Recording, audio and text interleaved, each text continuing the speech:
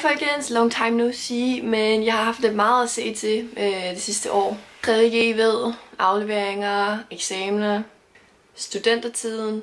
Og så har jeg også lige været 2 uger i Canada, men mere om det på et andet tidspunkt. Og i dag skal det nemlig handle om noget helt andet. Som I måske ved, var Jasmin Würtz, Malie Steinmeier, Mathilde Blak Andersen og jeg en del af sidste års fantasy-bogmesse på Herlufsholm. Det var blandt andet der, hvor vi også havde vores første bog-vlogathon. Og vi har igen i år fået lov til at være en del af det, og denne gang med en ny i gruppen, nemlig Emilie Jæger, som I måske kender fra The Book Renter på Instagram.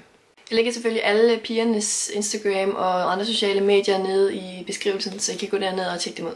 Men ja, vi har så fået æren af at være en del af fantasy-bogmessen på Herlufsholm, som foregår i oktober. Det er fredag og lørdag den 21. og 22. oktober, så husk at sætte kryds i kalenderen der.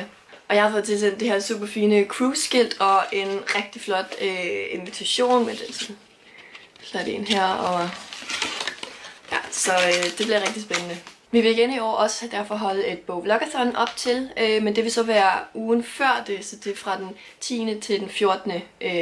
oktober, men mere om det på et senere tidspunkt. I dag er der nemlig konkurrencetid. I kan nemlig som optakt til bog-vlogathon og Herlufsholm Fantasy-bogmessen i oktober få muligheden for at vinde en bog.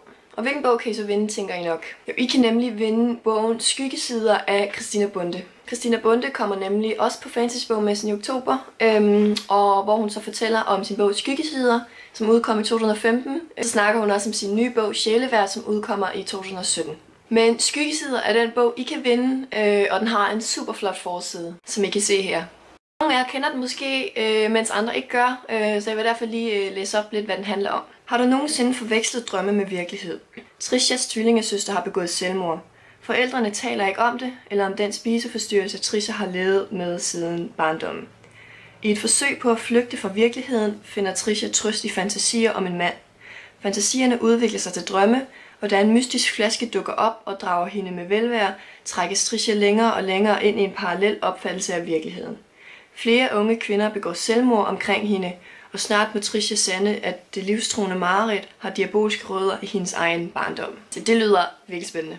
Skyggesider er en new adult bog med dark fantasy, magisk realisme, gys, spænding, det hele. Ja. Hvordan kan I så vinde den her bog, tænker I nok?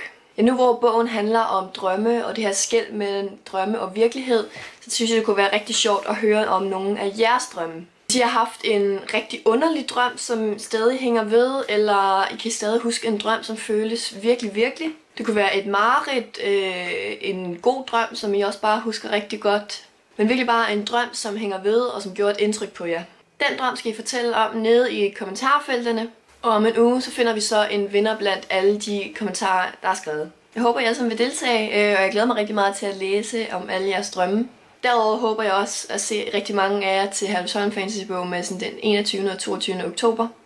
Men ja, lige for nu, skriv en kommentar om en drøm, der har gjort indtryk på jer. Så kan I være med til at vinde Skyggesider af Christina Bonde. Men ja, super fedt, nice. Jeg håber, I vil deltage, og tak fordi I så med. Hej hej.